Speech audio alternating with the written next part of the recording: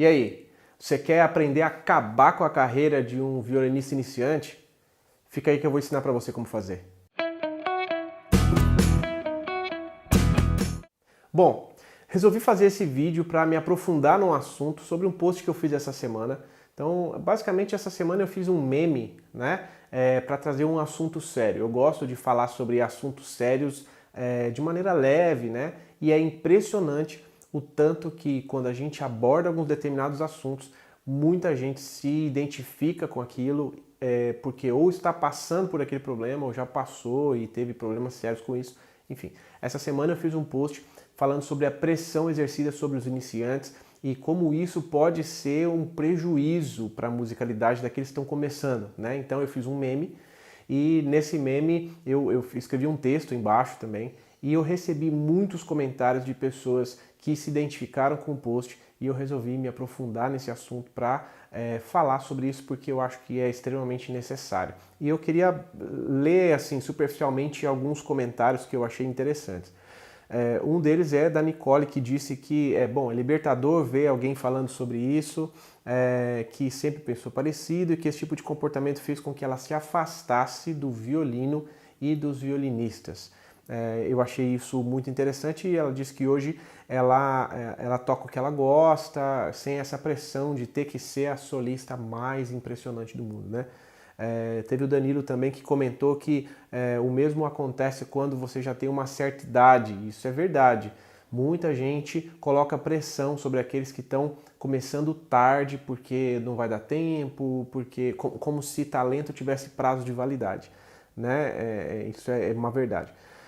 O Lucas falou também que a música é uma forma de expressão. Eu achei esse comentário bem interessante. Por quê? Porque se é uma forma de expressão, ela pode ser usada por pessoas de qualquer idade, né? Então, achei interessante a comparação que ele fez com a língua portuguesa e é uma comparação que eu faço, que eu acho muito pertinente. E por último, eu achei interessante o comentário da Roberta, que fala sobre o que isso gerou nela, né? E essas pessoas tiveram coisas em comum. Tiveram crise de ansiedade, tiveram problemas de desempenho, tiveram a sensação de estar sempre desmotivadas com o estudo do instrumento e principalmente perderam o prazer de tocar. E isso para mim é o mais grave de tudo. Isso tudo sem contar as mensagens que eu recebi em inbox. Em inbox eu recebi relatos muito mais profundos, não vou expor aqui. Eu li os comentários das pessoas que deixaram os comentários públicos, né? Então qualquer um que quiser acessar o meu Instagram vai ver esses comentários lá, mas os inbox eu não vou expor, porque se a pessoa mandou inbox é porque ela não queria ser identificada, né? Então, mas eu recebi relatos muito profundos e muito tensos a respeito de pressões exercidas nos meios, tanto acadêmicos, quanto nas orquestras, quanto nos projetos sociais e em todos os lugares, por professores que não sabem muito bem a consequência daquilo que eles estão fazendo, o que essa pressão causa. Bom, eu queria falar basicamente sobre 3 coisas que eu acho que são coisas fundamentais e que são a base, a estrutura desse assunto para mim. A primeira coisa é o seguinte, são 3 atitudes desmotivadoras. E a primeira atitude desmotivadora é a comparação. A comparação ela pode ser muito prejudicial. Agora, a gente vive num ambiente onde é praticamente impossível de não haver comparação, né? Porque tem muita gente tocando, tem a internet aí para mostrar que tem gente talentosa no mundo inteiro. O grande problema é quando essa comparação vira a baliza para o seu sucesso. Tipo, se você não toca igual fulano ou fulana, você está abaixo do esperado. né? Quando essa comparação entra nesses termos, nesses níveis, o músico com certeza deixa de ter prazer naquilo que ele está fazendo para começar a apostar uma corrida que não existe. E é isso que eu gosto de deixar claro. Essa é uma corrida que não existe. Nós estamos num ano muito atípico, né? Onde muitas pessoas ficaram sem as escolas, sem os projetos, ficaram sem possibilidade de estudar. E tem muita gente falando em atraso, né? Nossa, mas as crianças vão ficar atrasadas. Atrasadas para quê? Essa é a minha pergunta. Essas crianças vão ficar atrasadas para quê? Elas estão competindo com quem? Qual é a idade limite para que elas aprendam alguma coisa? E a gente tem a mania de querer fazer as coisas cada vez mais cedo. E quanto mais cedo você faz, menos certeza você tem de que você está fazendo o que você quer. Eu ainda me lembro que até os meus 15, 16 anos, eu tinha dúvida se eu seria músico profissional, se eu gostaria de ser músico profissional ou se eu gostaria de fazer outra coisa da vida. E imagina só a minha frustração se eu tivesse estudado a coisa errada, né? Tomado a decisão rápido demais e com ansiedade demais e com tensão de desempenho demais e com o objetivo de competir e todas essas coisas, e eu tivesse descoberto que eu perdi um tempão porque eu não tomei a minha decisão no tempo certo, com paciência, da maneira certa. E o que a gente causa com as comparações É que, olha, fulano de tal tem 16 anos e já é milionário. Olha, fulana tem 17 anos e já toca na orquestra tal. legal, mas cada um tem uma realidade. E é isso que eu acho que é injusto na comparação. É que as comparações geralmente não levam em conta o fato de que as pessoas têm realidades diferentes. As pessoas tiveram professores diferentes, elas tiveram oportunidades diferentes, elas têm corpos diferentes, elas rendem diferente tecnicamente, elas têm ambientes de estudo diferentes. Pensa comigo, quem você acha que vai render mais?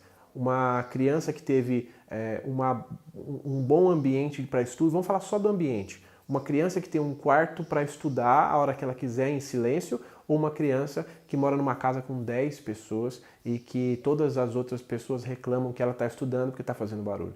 Então é injusto comparar, né? Essa comparação ela é extremamente desmotivadora porque ela geralmente não leva em conta a realidade daqueles que estão envolvidos nessa comparação.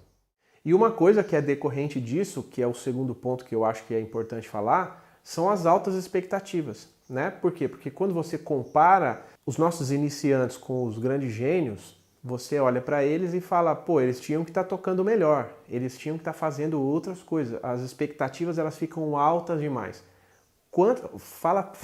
Fala para mim aqui, quantos de vocês que estão assistindo esse vídeo já não receberam pelo WhatsApp ou alguém te marcou em alguma publicação de alguma criança de 5 anos tocando um capricho de Paganini?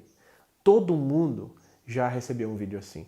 O problema é que geralmente quem faz isso faz porque olha que impressionante a criança tocando e tal. E muitas vezes isso gera um efeito contrário.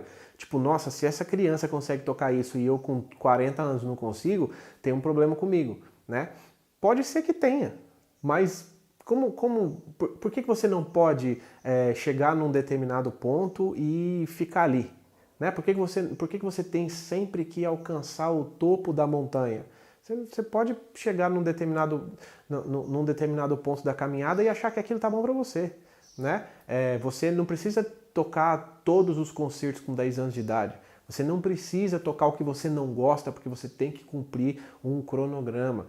São essas coisas que eu acho que são difíceis de engolir. Eu não estou aqui fazendo uma apologia à mediocridade, não. Eu sou uma pessoa que gosta sempre de melhorar. Eu continuo estudando, eu continuo trabalhando. Por quê? Porque isso é uma inquietação minha, né? Mas tem muita gente que não tem essa inquietação. Mas a cobrança vem do mesmo jeito. E isso faz mal para as pessoas, né? Então, quando a expectativa é alta demais, naturalmente você desanima aquelas pessoas que não conseguiram alcançar determinados objetivos. Quantas vezes a gente ouve assim, mas você já tem 16 anos, já era para você estar tocando tal concerto. Você já tem 20 anos, já era para você estar numa orquestra. Você está começando com 25 anos, não vai ser ninguém na vida, né? E essas coisas não necessariamente são verdades. Eu conheço muitos músicos que começaram depois dos 20, começaram depois dos 25 e que tocam em orquestras e que tocam em alto nível. Por quê? Porque se esforçaram e, independente da idade, tiveram maturidade para estudar, tiveram tranquilidade, tiveram boa orientação. Então, são coisas que dependem de cada pessoa, de cada situação, de cada professor, enfim, depende de uma série de fatores, né? Então, essas expectativas realmente desmotivam muito as pessoas que estão estudando, que estão começando, as pessoas que estão tentando desenvolver um trabalho, que têm prazer naquilo que estão fazendo, né? E muitas vezes essas pessoas perdem o prazer de tocar porque esperam muito delas. E a terceira coisa são as obrigações, né? Quando você tem a obrigação de fazer alguma coisa, você não faz necessariamente por prazer. E isso pode ser um problema para muita gente. Eu já toquei muita coisa que eu não gostaria de ter tocado E chegou uma época na minha vida em que eu, não, cansei disso, eu vou tocar o que eu quero tocar. Claro, isso tem consequências, né? No meio acadêmico, por exemplo, não necessariamente você pode escolher o que você vai tocar, né? Se você vai prestar uma orquestra, você tem que ter tocado, né? E tem um nível de exigência. Mas depende de como você se comporta e depende do que você quer fazer, é, isso se torna uma tortura. Tocar as coisas que você não gosta, tocar coisas que você não tem prazer de tocar, se torna uma tortura e faz muitas vezes com que você fique desmotivado. Quantos alunos eu já tive, logo no começo das minhas experiências como professor, que eu achava que eles tinham que tocar determinado repertório, porque o cronograma do violino exige essas coisas, e eu acabei vendo esses alunos desmotivados e querendo largar o instrumento. Não, acho que eu vou vender o violino, vou fazer outra coisa, violino não é para mim. E aí quando você muda o repertório, quando você muda a forma de trabalhar, quando você dá para ele aquilo que ele gosta de fazer, aquilo que ele tem prazer de fazer, parece que o aluno ressuscita, né? Parece que o aluno renova o prazer de tocar e volta a ter aquela motivação, né? E no final das contas a música não é isso? A música não é uma forma de expressar aquilo que você gosta, aquilo que você quer, aquilo que você tem prazer de fazer? Então, quando a gente perde isso, a gente tem um problema muito sério. A grande questão é que muitas vezes os músicos eles agem de determinadas maneiras porque eles querem ser aceitos nas rodinhas. Então, eu quero ser aceito pelos músicos do estilo tal, eu quero ser aceito pelos músicos do estilo tal. Então eu tenho que fazer determinados concertos, determinados programas, determinadas músicas, eu tenho que tocar isso, eu tenho que fazer aquilo para ser aceito. E nem sempre isso é positivo, porque nem sempre isso é o que você quer fazer. Nem sempre essa é a arte que você quer expressar. E música, por ser uma forma de expressão, por ser uma forma de arte, essa avaliação precisa ser feita. Esse contexto precisa ser levado em consideração. Sabe, eu lembro que hoje eu sou violinista popular, né? Mas eu estudei bastante o conteúdo do erudito. E eu lembro que eu comecei a prestar atenção mais nos concertos e eu adorava o concerto de Brahms. Foi um concerto que eu não consegui fazer, que eu não cheguei ao ponto de fazer. Eu gostava do concerto de Max Bruch, eu gostava do concerto de Saint-Saëns e eu gostava muito da Sinfonia Espanhola de Lalo. Eu gostava muito desses concertos. Eu sempre gostei muito mais do período romântico, né? Mas, por exemplo, eu nunca gostei muito de Mozart. Nunca fui muito bom em Mozart. E eu lembro o sofrimento que era, porque toda vez que tinha que fazer um teste, toda vez que eu começava a fazer, que eu trocava de professor, que eu começava a fazer aula com outro professor, eu tinha que começar o Mozart de novo. Eu tinha que começar o Mozart de novo. Mas não queria tocar isso, eu queria tocar outra coisa. Mas não, eu era obrigado a fazer aquilo. E eu me lembro o tanto que isso era desmotivador. Até que um dia um professor falou para mim assim, não, vamos fazer o seguinte, vamos dar uma pausa no Mozart e vamos fazer, qual concerto você gostaria de tocar? Eu falei, eu queria tocar o Saint-Saëns. Aí ele falou assim, olha, eu acho que está um pouco acima do seu nível, mas vamos tentar. O meu salto de rendimento foi tão grande por fazer aquilo que eu queria, que o fato de eu estar um pouco abaixo tecnicamente do nível do concerto não fez muita diferença. Por quê? Porque eu estudava tanto e eu me esforçava tanto que o meu rendimento subiu demais, né? E aí depois eu acabei fazendo Mozart de novo depois, mas eu fiz com muito mais facilidade, porque eu já tinha avançado tecnicamente tanto por causa do concerto que eu gostava de fazer, que eu gostaria de tocar, que a minha técnica melhorou demais ao ponto de eu conseguir fazer outras coisas que antes eu não conseguia, né?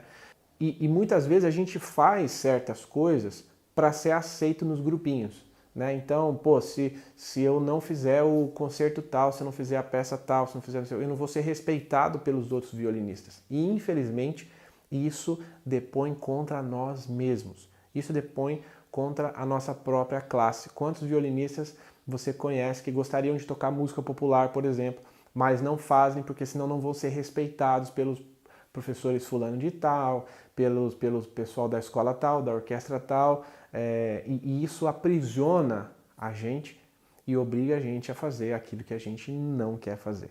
Então, bom, resumindo a história toda, existem poucas coisas que são tão desmotivadoras quanto o excesso de pressão, o excesso de expectativa, o excesso de comparação. Existem poucas coisas que matam tanto a carreira dos violinistas como você obrigar o violinista a fazer o que ele não gosta, a tocar por obrigação e deixa de ser prazer. Né? Quando você começa a tocar aquilo que você não gosta, você tem que cumprir um conteúdo programático e você perde o prazer de tocar, você trata a música como se fosse uma profissão qualquer. Quantas pessoas de outras profissões a gente conhece que não fazem o que gostam, né? Que não tem prazer de trabalhar naquilo que trabalham. Né? Quando a música se torna isso, infelizmente, o músico morreu. Então, é importante que essa reflexão seja feita. Eu acho que alguns ciclos acadêmicos têm lá os seus próprios níveis de exigência, algumas orquestras têm os seus níveis de exigência e cabe a você decidir se você vai aceitar isso ou não. Mas que fique claro que isso não faz de você melhor ou pior. Não faz de você adiantado ou atrasado, porque música, no final das contas, não é uma questão de ser melhor ou pior, de ser mais rápido ou ser mais lento. É uma questão de saber se expressar, de fazer aquilo que gosta, de poder expressar o que tem dentro de si e mostrar para os outros aquilo que você realmente ama fazer.